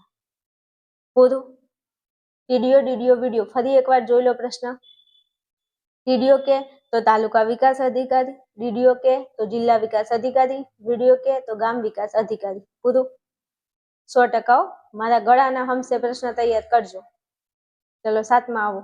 ગ્રામ પંચાયતમાં કેટલા સભ્યો હોય છે? માર્ચ 18માં પૂછાઈ ગયું. તો ઓછામાં ઓછા 7 ને વધુમાં વધુ 15. ગ્રામ પંચાયતમાં ઓછામાં ઓછા 7 સભ્યો એટલે કે 7 અને વધુમાં વધુ 15 એટલે કે 15 સભ્યો હોય. 7 થી 15. ઓછામાં ઓછા 7, વધુમાં વધુ 15. યાદ રહી જશે? તૈયાર કરી લેજો. ચલો પછી મસ્ત પ્રશ્ન છે. ભારતના કયા પ્રાચીન ગ્રંથોમાં ગ્રામ સભાનો ઉલ્લેખ જોવા મળે છે? ગ્રંથોનું નામ આપવાનું છે. ભારતના કયા પ્રાચીન ગ્રંથોમાં ગ્રામ સભાનો ઉલ્લેખ જોવા મળે છે? ગ્રામ સભાનો ઉલ્લેખ તો જોઈ લઈએ. અહીંયા આપેલા છે જો. ભારતમાં ઋગ્વેદમાં ગ્રામ સભા લખ્યું છે, મનુસ્મૃતિમાં ગ્રામ સભા લખ્યું છે, ધર્મશાસ્ત્રમાં ગ્રામ સભા લખ્યું છે, ઉપનિષદમાં ગ્રામ સભા લખ્યું છે, જાતક કથાઓમાં ગ્રામ સભા લખ્યું છે, વગેરે જે ગ્રંથો છે ને એમાં ગ્રામ સભા લખેલું છે. ક્લિયર? મેં શું કીધું? કયા ગ્રંથોમાં ગ્રામ સભા લખ્યું છે? ઋગ્વેદમાં ગ્રામ સભા છે, મનુસ્મૃતિમાં છે, ધર્મશાસ્ત્રમાં છે, જાતક કથામાં છે, ઉપનિષદમાં અને જાતક કથા. આ બધા ગ્રંથોમાં ગ્રામ સભાનો ઉલ્લેખ જોવા મળે છે. પ્રશ્ન પૂછાઈ ગયેલો છે એટલે તૈયાર કરજો. ચાલો પછી 73મો બંધારણીય સુધારો ક્યારથી અમલમાં આવ્યો છે? વિભાગ એ નો પ્રશ્ન છે પણ મેં બી માં લખ્યો છે. ક્યાંક પૂછાઈ જાય તો તમને એવું ના થાય કે અમે આ પ્રશ્ન ક્યાંય ભણ્યા નથી. તો 73મો બંધારણીય સુધારો 24 એપ્રિલ 1993 થી અમલમાં આવ્યો છે. 24 એપ્રિલ 1993. 73. ચાલો પછી ફટાફટ ચેપ્ટર 9માં આગળ વધીએ. જૈવિક દ્રષ્ટિએ યુવાન કોને કહેવાય? 2022માં પૂછાઈ ગયો. જૈવિક દ્રષ્ટિએ યુવાન કોને કહેવાય છે? 2022માં પ્રશ્ન પૂછાઈ ગયો છે. જવાબ આપણે લખીશું. ઓકે, અહીંયા જવાબ નથી લખ્યો, હું તમને કહી દઉં. જૈવિક દ્રષ્ટિએ યુવાન કોને કહેવાય? તો મારા વાલાઓ 15 વર્ષથી લઈ અને જેની ઉંમર 35 વર્ષની વય હોય તો એને યુવાન કહેવામાં આવે છે. જે વ્યક્તિની ઉંમર એટલે કે વય 15 વર્ષથી લઈ અને 35 વર્ષની જેની વય હોય એને શું કહેવામાં આવે છે? તો એને યુવાન કહેવામાં આવે છે. યાદ રાખી લેજો મારા વાલો. 15 થી 35 વર્ષની વયના યુવાન એટલે વ્યક્તિને યુવાન કહે છે. ચલો, રોબર્ટ મર્ટન સામાજિક ધોરણભંગ વર્તન કોને કહે છે? 26માં પૂછાવાનો છે આ પ્રશ્ન. જો સ્ટાર કરું છું. 10 સ્ટાર મોસ્ટ આઈએમપી. 26માં પૂછાય. તમે મને કહેતા નહીં કે બેન તમે કીધું નહોતું. મસ્ત પ્રશ્નનો જવાબ છે. સમાજશાસ્ત્રી રોબર્ટ મર્ટનના મતે સમાજ માન્ય ધોરણોથી વિરુદ્ધનું વ્યક્તિનું વર્તન એટલે સામાજિક ધોરણ ભંગ વર્તન. કશું નથી. સમાજના જે ધોરણો હોય, સમાજના નિયમો હોય, એનાથી વિરુદ્ધ જઈને કોઈ વ્યક્તિ વર્તન કરે તો એને આપણે કહીશું સામાજિક ધોરણ ભંગ. રોબર્ટ મર્ટન એવું કહે છે કે સમાજના જે ધોરણો છે, જે નિયમો છે, એનાથી વ્યક્તિ વિરુદ્ધ જઈને વર્તન કરે તો એને શું કહીશું? સામાજિક ધોરણ ભંગ. ઓકે, પ્રશ્ન વ્યાખ્યા પૂછાય એવી છે, તૈયાર કરજો. બીજું કહું, વ્યાખ્યા આપે ને એમાં પ્રશ્ન પૂછે કે આ વ્યાખ્યા કોને આપી? તો રોબર્ટ મર્ટન. ચાલો પછી આગળ. અપરાધ કોને કહે છે? અપરાધ. અપરાધ એટલે ગુનો. અપરાધ એટલે શું થાય? ગુનો થાય, ગુનો. તો અપરાધ એટલે સમાજમાં રાજ્ય સત્તા દ્વારા અમલમાં મૂકવામાં આવેલા કાયદાઓનું ઉલ્લંઘન કરતું વર્તન. હવે આપણું રાજ્ય છે, રાજ્ય દ્વારા શું હોય? અમલમાં મૂકેલા કાયદા હોય કે નહીં? તો કે હા. અને આ કાયદાઓનું ઉલ્લંઘન કરતું તમે વર્તન કરો તો એને શું કહેવાય? અપરાધ કહેવાય. જેમ કે ચલો હેલ્મેટનો કાયદો છે ને તમે હેલ્મેટ ન પહેરો તો એ શું કહેવાય? તો કાયદાનું ઉલ્લંઘન કહેવાય.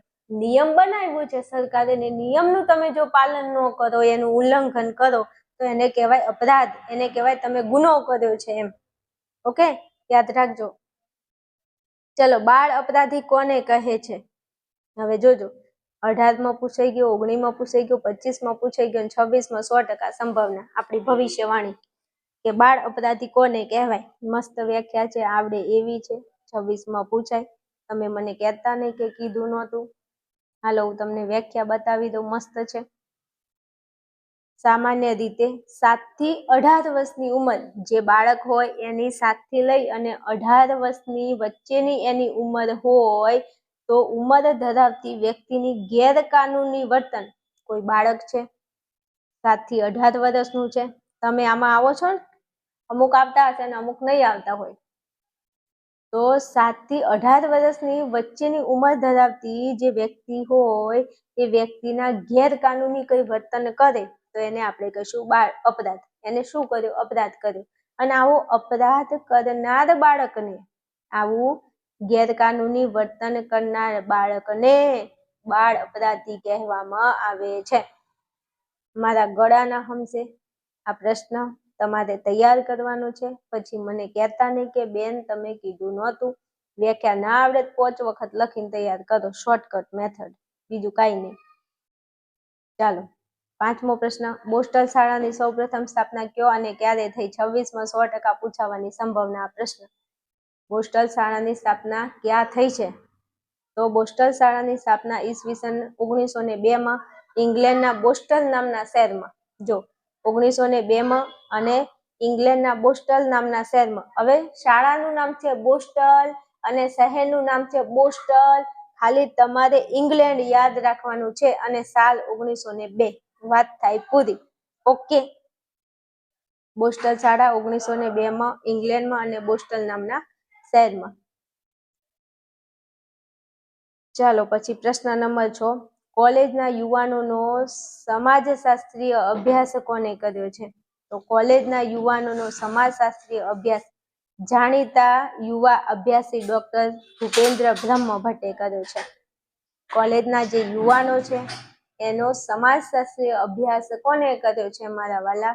તો ભૂપેન્દ્ર બ્રહ્મ ભટ્ટે કર્યો છે. થોડો સ્વાધ્યાય બાદ એટલે કે ટેક્સ્ટ બુકમાંથી પ્રશ્ન લીધો છે, પણ ક્યાંક પૂછાઈ જાય, તમને એવું ન થાય કે એકચ્યુઅલી આપણે ભણ્યા નહોતા. ઓકે, કારણ કે ઘણા એવા પ્રશ્નો હોય છે જે પૂછાતા હોય છે. એટલા માટે તો વિભાગ બી માટે મારે એક્સ્ટ્રા પ્રશ્નો શોધીને લાવવા પડે છે તમારી માટે. જરા કોમેન્ટ, લાઈક, શેર ને સકરબાઈ ને બધું કરતા રહેજો, કેવું ન પડે. ચલો 7માં, પ્રમાણિત શાળાઓના પ્રકાર જણાવો. 2 છે, જુનિયર અને સિનિયર, એટલે પૂરું. પ્રમાણિત શાળાઓના બેટા 2 પ્રકાર છે, જુનિયર અને સિનિયર. ઓકે, પ્રમાણિત શાળાના 2 પ્રકાર છે, જુનિયર અને સિનિયર. ચલો ચેપ્ટર પૂરું, આગળ વધુ. છેલ્લું ચેપ્ટર આપણું 10મા નંબરનું. તમે વર્ષોથી મારો વિડીયો જોવો છો, માથામાં ધોળા આવી ગયા છે, પણ હવે આપણો વિડીયોનો એન્ડ આવી ગયો છે, થોડી વાર બસ. ચલો ચેપ્ટર 10, પ્રશ્ન 1, સામાજિક સમસ્યા ક્યારે ઉદ્ભવે છે? ચાલો જોઈ લઈએ સામાજિક સમસ્યા ક્યારે ઉદ્ભવે છે. તો સમાજના સભ્યો જ્યારે તેમની પાસે રાખવામાં આવતી સામાજિક અપેક્ષાઓથી વિરુદ્ધનું વર્તન કરે છે ત્યારે સામાજિક સમસ્યાઓનો ઉદ્ભવ થાય છે. હવે સાંભળજો, સમાજમાં સભ્ય હોય તો કે હા હોય. સમાજના સભ્યો જોડે સમાજ કોઈક અપેક્ષા રાખે, પણ સમાજના સભ્યો સમાજે રાખેલી અપેક્ષાઓથી વિરુદ્ધનું વર્તન કરે તો એને શું કહેવાય? એને સામાજિક સમસ્યા કહેવાય. સમાજના લોકો સમાજ કેવું માને નહીં તો એને શું કહેવાય? સામાજિક સમસ્યા કહેવાય. જેમ કે હમણાં બંધારણનું કોઈ પ્રોબ્લેમ હતું ઠાકોર સમાજમાં, તમે સાંભળ્યું હતું. તો આપણે એનો કોઈ મુદ્દો નથી, જસ્ટ આપણે ભણવામાં આવે છે. આપણે તો જો કે જે ભણવાનું છે એ તો ભણવાનું જ છે. જે બી સમાજ હોય, XYZ સમાજ હોય, કોઈ પણ સમાજની આપણે વાત કરીએ તો સમાજમાં સમસ્યા ક્યારે ઉદ્ભવે? જ્યારે સમાજના સભ્યો પાસે રાખવામાં આવેલી અપેક્ષાઓથી વિરુદ્ધનું વર્તન કરે છે ને કોઈ સભ્ય, ત્યારે સામાજિક સમસ્યાનો ઉદ્ભવ થાય છે. ઓકે, આ બધું ભણવું જોઈએ તો આપણને ખબર પડે કે સમાજમાં કેવા પ્રોબ્લેમો ફેસ કરવા પડે. ચાલો પછી પ્રશ્ન નંબર 2, 2011ના સેન્સસ મુજબ ગુજરાતમાં જાતિ પ્રમાણ 918. આ તો મારું ગળું દુખી ગયું બોલી. ભારત પૂછાય તો 940, ગુજરાત કે તો 918. ભારતમાં સૌથી વધારે કે તો કેરળમાં 1094, 84, સૌથી ઓછું કે તો દીવ દમણમાં કેટલું છે 618. આ 4 માંથી તો એક પ્રશ્ન આવવાનો જ છે MCQ માં કાં તો B માં, તમે તૈયાર કરી લેજો. હાલો, કન્યા ભ્રૂણ હત્યા, જો મેં લખી દીધું છે 26માં. વોટ ફેવરિટ પ્રશ્ન હો 26માં. મારા ગળાના હમશે હો, તમારા મમ્મી પપ્પાની કસમ તમારે આ પ્રશ્ન તૈયાર કરવાનો છે. જો તમારા મમ્મી પપ્પાને દિલથી ચાહો છો ને તો તમારે આ પ્રશ્ન તૈયાર કરવાનો છે.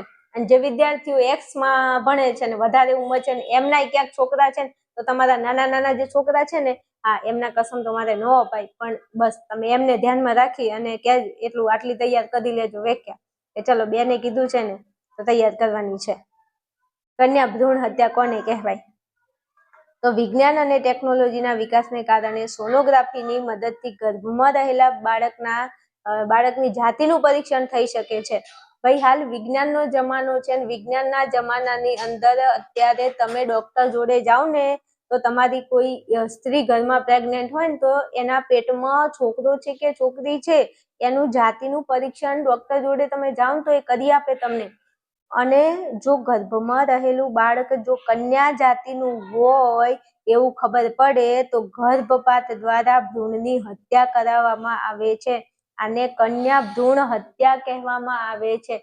તમને એવી ખબર હોવી જોઈએ કે ઘણા એવા કપલ હોય છે જે છોકરાની રાહ જોતા હોય છે અને કદાચ એમને 5 છોકરીઓ થઈ ગઈ હોય, 6-7 છોકરીઓનો જન્મ થઈ ગયો હોય, છોકરાની રાહ જોતા હોય, છોકરો ન આવે એટલે ડોક્ટર જોડે જાય અને ચેક કરાવે કે જોજો બાળક છોકરો છે કે છોકરી. અને જો ખબર પડે કે બાળક છોકરી છે તો પછી ડોક્ટરને પૈસા આપી અને શું કરાવી દે? અબોર્શન કરાવી દે, કન્યા ભ્રૂણ હત્યા કરાવે. આને શું કહેવાય? કન્યા ભ્રૂણ હત્યા. વ્યાખ્યા મસ્ત છે, 5 વખત લખવાની છે. 26ના પેપરમાં 1000% ગેરંટી દાવા સાથે કહું છું આ વ્યાખ્યા પૂછાશે, તૈયાર કરજો. વિજ્ઞાન અને ટેકનોલોજીના વિકાસના કારણે સોનોગ્રાફીની મદદથી ગર્ભમાં રહેલા બાળકની જાતિનું પરીક્ષણ થઈ શકે છે. ગર્ભમાં રહેલું બાળક જો કન્યા જાતિનું હોવાનું માલુમ પડે તો ગર્ભપાત દ્વારા ભ્રૂણની હત્યા કરવામાં આવે છે. આને કન્યા ભ્રૂણ હત્યા કહેવાય છે. 26માં પ્રશ્ન 100% આવવાનો છે. મારી ભવિષ્યવાણી ખોટી નહીં પડે કહું છું, તૈયાર કરી લેજો એક્સના વિદ્યાર્થીઓ ખાસ. ચલો આગળ વધવું છે. પ્રશ્ન નંબર 4માં જવું છે. ઓનર કિલિંગ કોને કહેવાય? જો કહેવા જવું તો 2025માં પૂછાઈ ગયો છે એટલે જરૂરી નથી 26માં ન પૂછાય. આ પણ ઓનર કિલિંગ તૈયાર કરવાનું છે. કાંઈ નથી હો, કાંઈ નથી. ઓનર કિલિંગ એટલે કાંઈ નથી, તૈયાર કરવાનું છે. ઓનર કિલિંગ કોને કહે છે? મહિલા દ્વારા થયેલા કોઈ કાર્ય કે પ્રવૃત્તિના કારણે સમગ્ર પરિવારે પોતાનું ગૌરવ હણાયું હોય અથવા શરમજનક સ્થિતિમાં મુકાવવું પડ્યું હોય તેવું અનુભવાય અને પરિવારના સભ્યો દ્વારા જ મહિલાની હત્યા કરાવવામાં આવે તે ઘટનાને ઓનર કિલિંગ કહેવાય. હવે સાંભળજો, ગુજરાતી ભાષામાં સમજાવું, શુદ્ધ ગુજરાતી.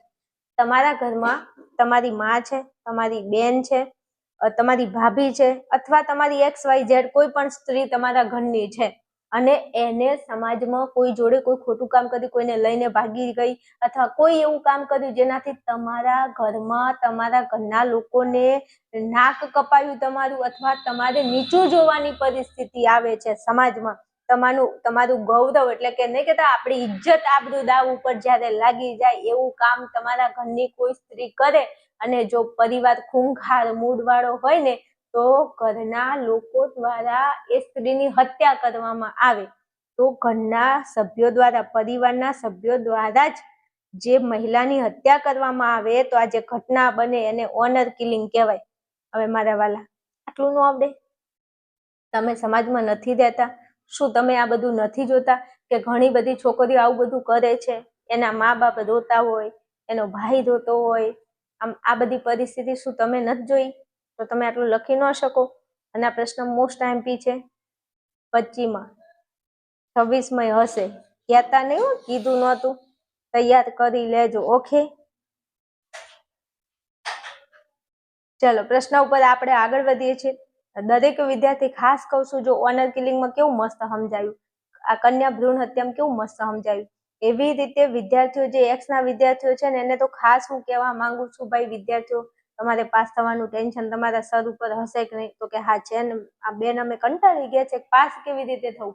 હજુ કહું છું તમારી જોડે ટાઈમ છે, આર્યન ક્લાસીસ એપ્લિકેશન ડાઉનલોડ કરો. આપણો સારો એવો પેપર સેટ મેં બનાવેલો છે. આ પેપર સેટમાં 6 પ્રશ્નપત્ર આપેલા છે. સમાજશાસ્ત્રના, મનોવિજ્ઞાન છે, ભૂગોળ છે. આ ત્રણેય વિષયમાંથી તમારો જે વિષય હોય એનો પેપર સેટ ખરીદો. 6 પ્રશ્નપત્ર છે, એમાં ABC નું સોલ્યુશન આપેલું છે અને આવી જ રીતે 6 પેપર મસ્ત ભણાવ્યા છે, ટીપટાપ. વધારે ખાલી A, B અને C ની તૈયારી કરી લો ને તો પાસિંગ માર્ક્સ તો તમારા આવી જ જવાના છે. અને ખાલી E ની તૈયારી કરો તો ઇનફ છે. 1000% તમે પાસ થઈ જશો. પેપર સેટ વિદ્યાર્થીઓ મેં તૈયાર કર્યો છે 5 વર્ષના અનુભવના આધારે. તત્વજ્ઞાનમાં બેઠું પેપર, અર્થશાસ્ત્રમાં બેઠું પેપર, મનોવિજ્ઞાનમાં બેઠું આવવાનું છે, સમાજમાં બેઠું પેપર આવશે. હજુ કહું છું, પેપર સેટ ના તૈયાર કર્યો હોય, ના ખરીદ્યો હોય ખરીદી લેજો. હજારો વિદ્યાર્થી ખરીદીને ભણે છે. નંબર અહીંયા આપું છું, આના ઉપર ફોન કરો, મેસેજ કરો અને ફટાફટ પેપર સેટ ખરીદીને તૈયારી કરો. હજુ 4 દિવસો બાકી છે એક્ઝામને, સમાજને. ત્યાં સુધી સંપૂર્ણ તૈયારી તમારી થઈ જવાની છે. તો ફટાફટ કોલ મેસેજ કરજો. હાલો, પ્રશ્ન ફરી આવ્યો. 1 નંબરમાં આવી ગયો. જૈવિક દ્રષ્ટિએ યુવાન કોને કહે છે? 15 થી 35 વર્ષની વય ધરાવતી વ્યક્તિને યુવાન કહે છે. પ્રશ્ન તૈયાર કરી લેજો. આવી ગયો છે આગળ.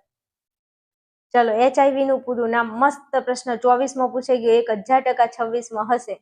HIV નું પૂરું નામ હ્યુમન ઇમ્યુનો ડેફિશિયન્સી વાયરસ.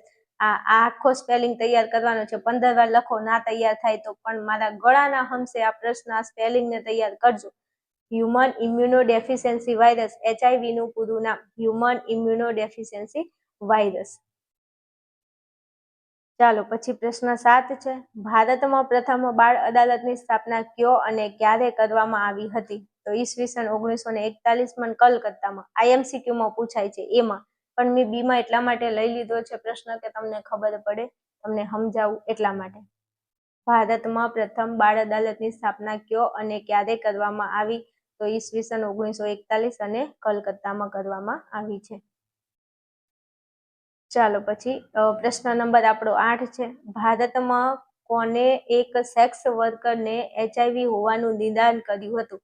ભારતની અંદર એક સેક્સ વર્કરને HIV થઈ ગયો હતો, એટલે એનું નિદાન કોને કર્યું હતું? તો ભારતમાં ઈસવીસન 1986માં ચેન્નઈમાં સૌ પ્રથમ ડોક્ટર સુનીતિ સોલેમને, ડોક્ટરનું નામ છે સુનીતિ સોલેમને, એક સેક્સ વર્કરને HIV હોવાનું નિદાન કર્યું હતું. મસ્ત પ્રશ્ન છે મારા વાલા, તૈયાર કરજો પ્લીઝ, કહું છું. મોસ્ટ આઈએમપી છે પ્રશ્ન. શું કીધું છે?